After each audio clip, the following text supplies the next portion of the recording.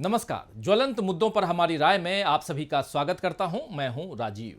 तो दोस्तों, हमारी राय के एक एपिसोड में मैंने आपको बताया था कि कैसे कांग्रेस ने गोदी मीडिया की बैंड बजा दी है, और आज मैं आपको बताऊंगा कि कांग्रेस के सख्त तेवर के बाद अब इंडिया के एक फैसले से पूरा गोदी मीडिया लुटा पिटा हुआ नजर आ रहा है। बोलचाल की भाषा में कहूं तो दादी नानी सब याद आ गए हैं गोदी मीडिया को। गोदी मीडिया के पत्तलकार एंकरों के साथ साथ बीजेपी भी हक्का बक्का रह गई है कि आखिर इंडिया के इस वार से वो अपना बचाव कैसे करे। अभी तक तो मीडिया और सोशल मीडिया को भी बीजेपी ने अपने हथियार में शामिल कर रखा था। विपक्ष और कांग्रेस पर वार करने के लिए बीजेपी बार बार गोदी मीडिया का इस्तेमाल करती थी, और गोदी मीडिया तो बना ही इसीलिए ताकि वो बीजेपी के काम आ सके। लेकिन अब इंडिया ने बीजेपी के इस हथियार को एक झटके में बेकार कर दिया है। इंडिया ने फैसला लिया है कि अब वो उन एंकरों के शो में अपने किसी भी नेता या प्रवक्ता को नहीं भेजेगा जो सरेआम बीजेपी के पक्ष में शो करते हैं और जानबूझकर विपक्ष की आवाज को दबाते हैं। गोदी मीडिया के इन एंकरों पर यह भी आरोप है कि इन लोगों ने दिन रात हिंदू मुस्लिम के बीच खाई बढ़ाने का काम किया है। आगे बढ़े दोस्तों, उससे पहले आपको राहुल गांधी की यह बात सुनाना चाहता हूं। बात जो है ये भारत जोड़ो यात्रा के दौरान की है। जरा सुन लीजिए क्या कुछ कह रहे हैं राहुल गांधी। मैंने मीडिया के बारे में कहा कि हमारे दोस्त हैं, मगर हमारी बात टीवी पे कभी नहीं दिखाते हैं, और वो तो तब भी ठीक है, हमारी बात नहीं उठाएं तो ठीक है, कोई प्रॉब्लम नहीं है, मगर ये एक और काम करते हैं। इनकी गलती नहीं है। देखिए, ये जो यहां खड़े हैं इनसे गुस्सा मत होइए, इनकी गलती नहीं है। देखिए मुस्कुरा रहे हैं, ये जानते लगाम लगी हुई है, पीछे से लगाम लगी हुई है, मगर इनके जो चैनल हैं ये भी नफरत फैलाने का काम करते हैं। 24 घंटा हिंदू मुस्लिम हिंदू मुस्लिम हिंदू मुस्लिम हिंदू मुस्लिम हिंदू मुस्लिम। ये सच्चाई नहीं है भाइयों बहनों। मैं चला हूं कन्याकुमारी से यहां तक, ये सच्चाई नहीं है। ये मीडिया में चलाया जाता है, फैलाया जाता है। ये देश एक है। इन सड़कों पे लाखों लोगों से मिला हूं, सारे के सारे एक दूसरे से मोहब्बत करते हैं, प्यार करते हैं, गले लगते हैं। तो भारत जोड़ो यात्रा के दौरान लाल किले के सामने खड़े होकर राहुल गांधी ने साफ साफ कहा था कि आजकल मीडिया में 24 घंटा हिंदू मुस्लिम चलाया जा रहा है। वैसे राहुल गांधी ये बात पूरी भारत जोड़ो यात्रा के दौरान कई बार कहते रहे कि मीडिया के जरिए बीजेपी ने उनकी छवि बिगाड़ने की कोशिश की, मीडिया की आजादी छीन ली। और अभी इंडिया की बैठक में राहुल ने मीडिया को यह भी कहा कि हम आपकी आजादी के लिए भी लड़ेंगे। और अब इंडिया ने साफ साफ बता दिया है कि वो गोदी मीडिया के एंकरों के शो में नहीं जाएगा। इंडिया की दिल्ली में हुई एक बैठक के बाद एक साझा बयान में कहा गया है कि समन्वय समिति ने ऐसे टीवी एंकर्स के नामों की लिस्ट तैयार करने के लिए कहा है जिनके शो में इंडिया गठबंधन के नेता नहीं जाएंगे। इसके बाद उन एंकर्स की लिस्ट भी सामने आ गई।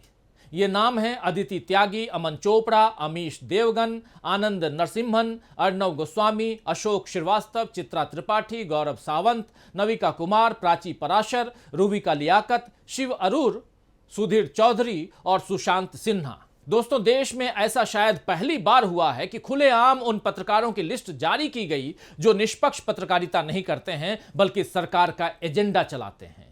गोदी मीडिया के उन एंकरों को शायद ये गुमान था कि जब तक मोदी सरकार है उनका बोलबाला रहेगा और वो जो चाहें, जिस तरह से चाहें, मुद्दों को खड़ा करेंगे और सरकार के प्रायोजित एजेंडे को चलाते रहेंगे। और इतना सब होने के बावजूद विपक्ष चुप बैठकर देखता रहेगा, या अगर शिकायत करेगा तो भी उसकी शिकायत पर कोई ध्यान नहीं देगा। लेकिन इंडिया ने तो अलग ही गेम कर दिया है। उसने न टीवी चैनलों का बहिष्कार किया, न किसी मीडिया हाउस का बहिष्कार किया, बल्कि उसने कुछ चुनिंदा पत्रकारों के नाम सामने रख दिए कि हम इनसे बात नहीं करेंगे। इंडिया ने बड़ी चतुराई से मीडिया की आजादी बरकरार रखते हुए अपनी चाल चल दी है दोस्तों। लेकिन गोदी मीडिया इस वार के लिए बिल्कुल तैयार नहीं था, इसीलिए अब हाय तौबा मचाई जा रही है। सोशल मीडिया पर मीडिया की आजादी की दुहाइयां दी जाने लगी हैं। सवाल पूछने का हक, पत्रकारों की आजादी, अभिव्यक्ति की आजादी का अधिकार, सब कुछ एक साथ बीजेपी को याद आ रहा है। हालांकि कांग्रेस नेता पवन खेड़ा ने साफ साफ बता दिया है कि इस फैसले के पीछे कारण क्या है।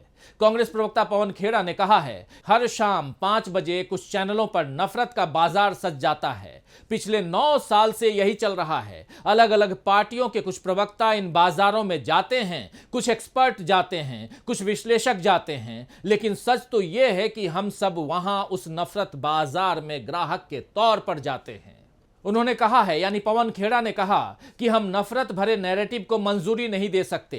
यह नैरेटिव समाज को कमजोर कर रहा है। अगर आप समाज में नफरत फैलाते हैं तो यह हिंसा का भी रूप ले लेता है। हम इसका हिस्सा नहीं बनेंगे। इंडिया ने साफ कह दिया है दोस्तों कि हम नफरत और हिंसा का हिस्सा नहीं बनेंगे। इस फैसले पर किसी को आपत्ति नहीं होनी चाहिए, लेकिन जिन लोगों का काम ही नफरत और हिंसा फैलाना हो उन्हें तो तकलीफ होगी ही। इसीलिए news broadcasters and digital association यानी NBDA, कुछ न्यूज एंकरों और बीजेपी ने इंडिया गठबंधन के इस फैसले पर तीखी प्रतिक्रिया दी है। NBDA के अध्यक्ष अविनाश पांडे ने इस फैसले पर कहा है, यह फैसला मीडिया का गला घोटने जैसा है। जो गठबंधन लोकतांत्रिक मूल्यों और अभिव्यक्ति की स्वतंत्रता की बात करता है वो इसे खत्म करता दिख रहा है। लेकिन हम अपने हर शो में सभी को बुलाएंगे। वहीं बीजेपी अध्यक्ष जेपी नड्डा ने लिखा, न्यूज एंकरों की इस तरह लिस्ट जारी करना नाजियों के काम करने का तरीका है, जिसमें यह तय किया जाता है कि किसको निशाना बनाना है। नड्डा ने अपने निशाने में नेहरू जी, इंदिरा गांधी, राजीव गांधी सबको लपेट लिया, लेकिन उन्हें मोदी सरकार में पत्रकारों पर हुए अत्याचार और प्रेस फ्रीडम में इंडिया की गिरती स्थिति नहीं दिखी। लेकिन इंडिया के कई नेता और दूसरे पत्रकार अब इस फैसले को सही ठहराते हुए बीजेपी को घेर रहे हैं।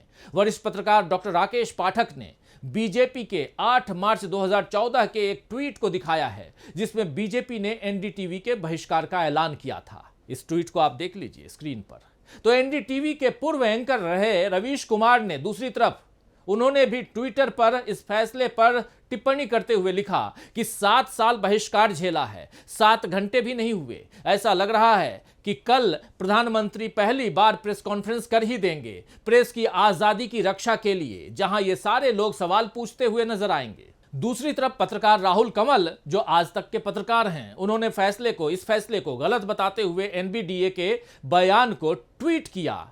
तो उस पर वरिष्ठ पत्रकार परंजय गुहा ठाकुरता ने राहुल कंवल के ट्वीट को रीट्वीट करते हुए लिखा है कि क्या आप इस लिस्ट में खुद को न पाकर खुश हैं या दुखी हैं? क्या यह मामला वैसा ही है जिसमें एक गुनहगार दूसरे को गुनहगार ठहरा रहा है? वहीं शिवसेना नेता प्रियंका चतुर्वेदी ने पोस्ट लिखी है, सालों नहीं तो कुछ महीनों तक तो बीजेपी एनडीटीवी, अब ब्रैकेट में अदानी युग से पहले, का बहिष्कार करती रही। उस समय उन्हें यह दर्द सुनाई नहीं पड़ा। पिछले कई सालों से कुछ पत्रकार विभाजनकारी नफरत से भरे प्रोग्राम चलाते रहे। इनके नतीजे साफ तौर पर दिखे। उस समय किसी ने ये निर्देश नहीं पढ़े थे।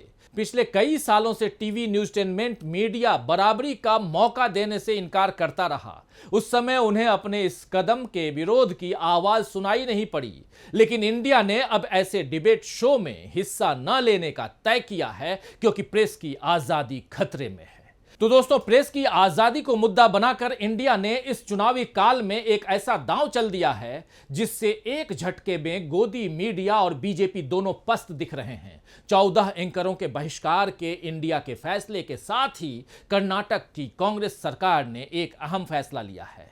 कर्नाटक सरकार ने फैसला लिया है कि वो मिस इन्फॉर्मेशन कॉम्बैट सेल बनाएगी, जो बीजेपी द्वारा फैलाई जा रही झूठी खबरों की पड़ताल कर उनको रोकेगी।